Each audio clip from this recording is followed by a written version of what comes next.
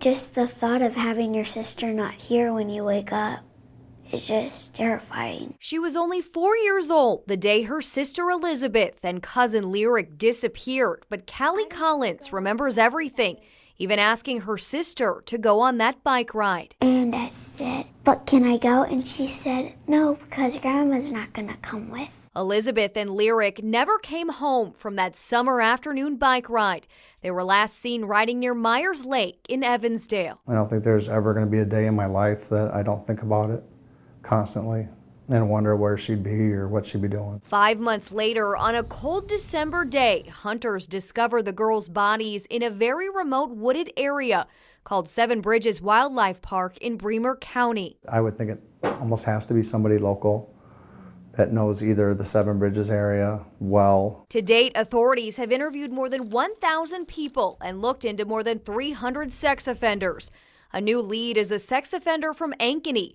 58-year-old Jeff Altmeyer is in jail charged with trying to entice children in Jasper, Monona, and Grundy County by offering them $100 to get in his car.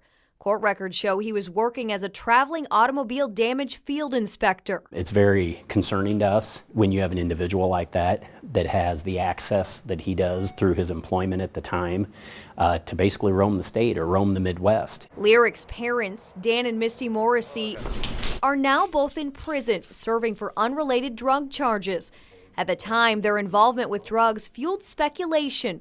But today, authorities don't believe they were involved. I think people are confident in saying that they didn't have an active role. However, I mean, that doesn't rule out anything coming into the future.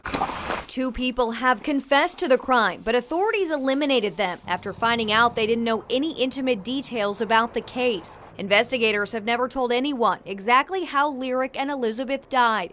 Drew Collins says he doesn't want to know, but he's confident both girls put up a fight. They were both scrappers.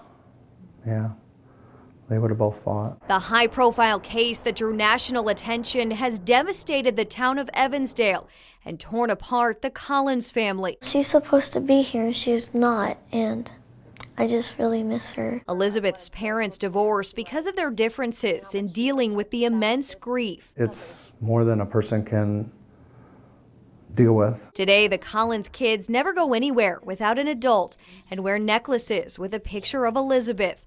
Myers Lake is now Angels Park, and memorials for the girls are everywhere.